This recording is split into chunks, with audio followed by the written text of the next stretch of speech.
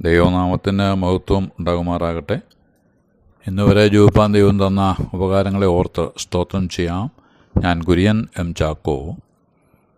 സസ്യലതാദികളെയും പക്ഷിമൃഗാദികളെയും ആകാശഗോളങ്ങളെയും ചൂണ്ടിക്കാട്ടി കർത്താവ് മനുഷ്യനെ പല കാര്യങ്ങൾ പഠിപ്പിക്കുന്നുണ്ട്. സദൃശവാക്യങ്ങൾ 14:4 കാളകൾ ഇല്ലാത്ത ഇടത്ത് തൊഴുത്ത് വെടിപ്പുള്ളത്, കാളയുടെ ശക്തി കൊണ്ട് വളരെ ആദായമുണ്ട് എന്ന് രേഖപ്പെടുത്തിയിരിക്കുന്നു. കാളകൾ ചാണകം ഇട്ടില്ലെങ്കിൽ അവയ്ക്ക് ആരോഗ്യ പ്രശ്നങ്ങളുണ്ട് എന്ന് മനസ്സിലാക്കണം. ആരോഗ്യമുള്ള കാളകൾ ഉള്ള തൊഴുത്തേ വൃത്തിഹീനമായിരിക്കുകയുള്ളൂ.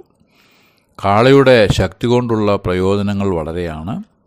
144 സങ്കീർത്തനത്തിൻ്റെ 14 വാക്യത്തിൽ വായിക്കുന്നത്, ഞങ്ങളുടെ കാളകൾ ചുമട് ചുമക്കട്ടെ എന്നാണ്. നമ്മുടെ നിരത്തുകളിൽ നിന്ന് കാളയും കാളവണ്ടിയും ഒഴിഞ്ഞിട്ട് വർഷങ്ങളേ ആയിട്ടുള്ളൂ. പ്രത്യേക സാഹചര്യങ്ങളിൽ ലഭിക്കുന്ന നന്മകളിൽ 3 ഘടകങ്ങൾ ഉള്ളതായി സങ്കീർത്തനകാരൻ പറയുന്നു. ശരീരത്തിൻ്റെ ഫലം മക്കൾ എന്ന നിലയിലും, നിലത്തിൻ്റെ ഫലം ധാന്യ സമൃദ്ധി എന്ന നിലയിലും, മൃഗസമ്പത്തുകളുടെ ഫലം ആടുമാടുകളുടെ സമൃദ്ധിയുടെ രൂപത്തിലും ആണ് പറഞ്ഞിട്ടുള്ളത്. ബാല്യവും യൗവനവുമാണ് തഴച്ചു വളരാനുള്ള സമയം. നമ്മുടെ മക്കൾ നന്നായി വളർന്നു വരുന്നത് സന്തോഷവും അനുഗ്രഹവുമാണ്. മറിച്ചായാൽ ദുഃഖകരം തന്നെ. ഞങ്ങളുടെ പുത്രിമാർ മൂലത്തൂണുകൾ പോലെ എന്ന പരാമർശം ശ്രദ്ധിക്കണം. അനുഗ്രഹം പുത്രന്മാർക്ക് മാത്രമല്ല പുത്രിമാർക്കും ഉള്ളതാണ്. മൂലത്തൂണുകൾ 2 ഭിത്തികളെ യോജിപ്പിക്കുന്നത് പോലെ പുത്രിമാർ കുടുംബങ്ങളെ തമ്മിൽ യോജിപ്പിക്കുന്നവരാകണം. പുത്രന്മാർ ആത്മാവിൽ മാന്യരും പുത്രിമാർ മാനത്തിൽ കന്യകകളും ആയിരുന്നാൽ ആ ഭവനം കൊട്ടാരമാണ്. അവിടെ പിതാവ് രാജാവും മാതാവ് രാജ്ഞിയുമായിട്ട് ഇരിക്കും എന്ന് ഒരു ഭക്തൻ പറയുകയുണ്ടായി. ഈ ഭാഗത്തോട് ചേർത്ത് 128 സങ്കീർത്തനത്തിൽ നിന്നുള്ള ചിന്തകൾ കൂടി സംയോജിപ്പിച്ചാൽ അത് അനുഗ്രഹകരമായിരിക്കും. 127 സങ്കീർത്തനത്തിൽ വീട് പണിയുവാൻ പോകുന്ന വിധത്തെപ്പറ്റി സൂചിപ്പിക്കുമ്പോൾ 128 വീട് പണിതീർന്നതിനു ശേഷം അതിൻ്റെ ഇൻറ്റീരിയർ വർക്ക് യഹോവ ഭക്തി കൊണ്ട് ഭംഗിയായ ചിത്രം നമുക്ക് കാട്ടിത്തരുന്നു. ദൈവപൈതലിൻ്റെ കുടുംബം കൂട്ടായ്മ, സംതൃപ്തി, സമാധാനം, ദൈവസാന്നിധ്യം എന്നിവയാൽ അനുഗ്രഹമായി. കുടുംബ സൗഭാഗ്യം ദൈവത്തിൻ്റെ ദാനമാണ്. ധനമോ സൗന്ദര്യമോ ആരോഗ്യമോ ഉള്ളതുകൊണ്ട് മാത്രം കുടുംബജീവിതം ധന്യമാകണം എന്നില്ല. അവിടെ ദൈവത്തിൻ്റെ അനുഗ്രഹവും ദൈവഭക്തിയുടെ സ്വാധീനതയും ഉണ്ടായിരിക്കണം. രാജാക്കന്മാരുടെ 1 പുസ്തകം 19 മുതൽ 21 വരെ 12 ഏർ കാളയെ കാണുന്നു. 12ാമത്തേതിനോട് കൂടെ ഏലീശ ആയിരുന്നു. എന്തുകൊണ്ട് 1ാമത്തേതിനോടുകൂടി ഏലീശയെ കാണുന്നില്ല? സാധാരണയായി കാളയോട്ട മത്സരങ്ങളിലും മരമടി മത്സരങ്ങളിലും 1ാമതെത്തുന്ന കാളയുടെ ടീമിനാണ് ഫസ്റ്റ് പ്രൈസ് ലഭിക്കുക. എല്ലാവരെയും പ്രോത്സാഹിപ്പിക്കുന്നതും 1ാമത് എത്താനാണ്. അങ്ങനെ ആവുകയും വേണം. എന്നാൽ മുൻപിൽ എത്തിയെങ്കിൽ മാത്രമേ സമ്മാനം ലഭിക്കുകയുള്ളൂ എന്ന് നിർബന്ധമില്ല. വടംവലിയിൽ മത്സരത്തിൽ പുറകോട്ട് പോകുന്നവർക്കാണ് സമ്മാനം ലഭിക്കുന്നത് എന്ന് മറന്നുപോകരുത്. ബൈബിൾ പറയുമ്പോഴും മിണ്ടാതിരുന്ന് ഞാൻ ദൈവമെന്ന് അറിഞ്ഞുകൊള്ളുക എന്നാണ്. മിണ്ടിയെങ്കിൽ മാത്രമേ കാര്യം സാധിക്കൂ എന്നില്ല. മനുഷ്യൻ്റെ കോപം ദൈവത്തിൻ്റെ നീതിയെ പ്രവർത്തിപ്പിക്കുന്നില്ല എന്ന യാക്കോബ് 1:20 വാക്യം ഓർമ്മയിൽ വയ്ക്കാം.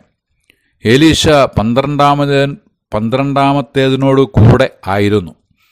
മുൻപിൽ കട്ടയുടച്ചും ചാലുകീറിയും ഉഴുതും പോകുന്ന കാളകളുടെ കുറവുകൾ പരിഹരിച്ച്, ഉടയാത്ത കട്ടകൾ ഉടച്ച് ചാലാകുന്ന ഇടങ്ങളിൽ ചാലുകീറിയും ന്യൂനതകൾ പരിഹരിച്ചും പാടം വിതയ്ക്ക് പരുവപ്പെടുത്തിയെടുക്കുന്ന ദൗത്യം പരിചിതനായ ഒരു വ്യക്തിക്ക് മാത്രമേ സാധിക്കൂ.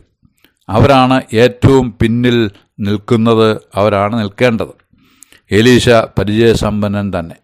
ഏലിയാവിൻ്റെ ഇരട്ടി അത്ഭുതങ്ങൾ ചെയ്തുകൊണ്ട് താനത് തെളിയിച്ചു. ഏലിയാവ് അടുത്തു ചെന്ന് തൻ്റെ പുതപ്പ് ഏലീശയുടെ മേലിട്ടു. അവൻ കാളയെ വിട്ട് ഏലിയാവിൻ്റെ പിന്നാലെ ഓടി. പ്രവാചകൻ്റെ പുതപ്പ് ചെളിയിൽ കുളിച്ചു നിൽക്കുന്ന ഏലീശയ്ക്ക് അസ്വസ്ഥത ജനിപ്പിക്കേണ്ടതാണ്. എന്നാൽ സംഭവിച്ചത് മറിച്ചാണ്. ആ ബന്ധം ഗുരു ശിഷ്യ ബന്ധത്തിന് തുടക്കം കുറിച്ചു.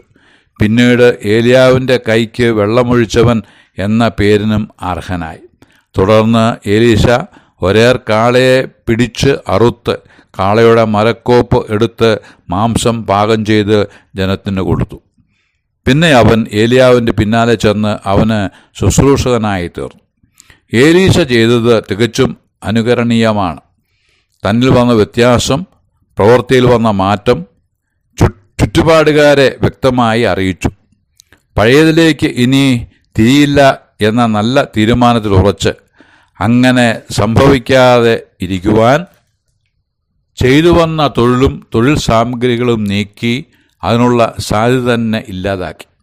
അല്ലെങ്കിൽ പത്രോസും കൂട്ടരും 33 വർഷം യേശുവിൻ്റെ കൂടെ നടന്ന് ഉണ്ടും ഉറങ്ങിയും കാര്യങ്ങൾ ഗ്രഹിച്ചതിനു ശേഷം അല്പനേരത്തേക്കെങ്കിലും പിന്മാറ്റത്തിൽ അകപ്പെട്ട് മീൻ പിടിക്കാൻ പോയതുപോലെ സംഭവിച്ചെങ്കിലോ? അങ്ങനെ വരാതെ ഇരിക്കത്തക്കോണം വേണ്ടത് ഏലീശ മുൻകൂട്ടി ചെയ്തു. ഇത് നമുക്കും അനുകരിക്കാവുന്നതാണ്. കലപ്പയ്ക്ക് കൈവച്ചതിനു ശേഷം തിരിഞ്ഞു നോക്കുന്നവൻ ദൈവരാജ്യത്തിന് കൊള്ളാവുന്നവനല്ല എന്നത് ഓർമ്മയിൽ വയ്ക്കാം. യോഹന്നാൻ സുവിശേഷം 2:14 ദേവാലയത്തിൽ നിൽക്കുന്ന കാളയെയും ആടിനെയും കാണാം. മൃഗങ്ങൾക്ക് ആത്മീയത വന്ന് ദേവാലയത്തിൽ പോയതല്ല, മനുഷ്യരുടെ സൗകര്യാർത്ഥം അവർ കൊണ്ടുവന്ന് കെട്ടിയിരിക്കുന്നതാണ്. മനുഷ്യനു വേണ്ടി യാഗമാകാൻ വിധിക്കപ്പെട്ട യാഗമൃഗം. കാളകളുടെയും ആട്ടുകൊറ്റന്മാരുടെയും രക്തത്തിന് പാപങ്ങളെ നീക്കുവാൻ കഴിയുന്നതല്ല. പിന്നെ പാപം എങ്ങനെ നീങ്ങും? യേശുക്രിസ്തു പാപങ്ങൾക്ക് വേണ്ടി ഏകയാഗം കഴിച്ചു. ആ ഏകയാഗത്താൽ വിശുദ്ധീകരിക്കപ്പെടുന്നവർക്ക് സദാകാലത്തേക്കും സൽഗുണപൂർത്തി വരുത്തിയിരിക്കുന്നു. പാപമോചനത്തിൻ്റെ വ്യവസ്ഥ ഇങ്ങനെയാകയാൽ ഇനി പാപങ്ങൾക്കു വേണ്ടി ഒരു യാഗവും ആവശ്യമില്ല എന്ന് എബ്രായ ലേഖനം 10:4 മുതൽ 18 വരെയുള്ള വാക്യങ്ങൾ വ്യക്തമാക്കുന്നു. ആകയാൽ കാളയുടെ രക്തത്തിന് കഴിയാതിരുന്നതിനെ സാധ്യമാക്കി തീർത്ത യേശുവിൻ്റെ രക്തത്തിനായി സ്തോത്രം. യേശുവിൻ്റെ രക്തം സകല പാപവും പോക്കി നമ്മെ ശുദ്ധീകരിക്കുന്നു എന്ന് യോഹന്നാൻ എഴുതിയ 1 ലേഖനം 1:7 പറഞ്ഞിരിക്കുന്നു. എബ്രായ ലേഖനം 9:12 ആട്ടുകൊറ്റന്മാരുടെയും പശുക്കിടാങ്ങളുടെയും രക്തത്താലല്ല, യേശു സ്വന്തം രക്തത്താൽ ഒരിക്കലായിട്ട് വിശുദ്ധ മന്ദിരത്തിൽ പ്രവേശിച്ച് എന്നേക്കുമുള്ള വീണ്ടെടുപ്പ് സാധിച്ചു. ഈ സത്യം വിശ്വസിച്ച് വീണ്ടെടുക്കപ്പെട്ടവരോട് ഒരുമിച്ച് കർത്താവിനെ ആരാധിപ്പാൻ എല്ലാ ശ്രോതാക്കളെയും കർത്താവ് സഹായിക്കട്ടെ എന്ന് ആശംസിച്ച് വാക്കുകൾക്ക് പൂർണ്ണവിരാമം കുറിക്കുന്നു. ദൈവനാമം മഹത്വപ്പെടുമാറാകട്ടെ.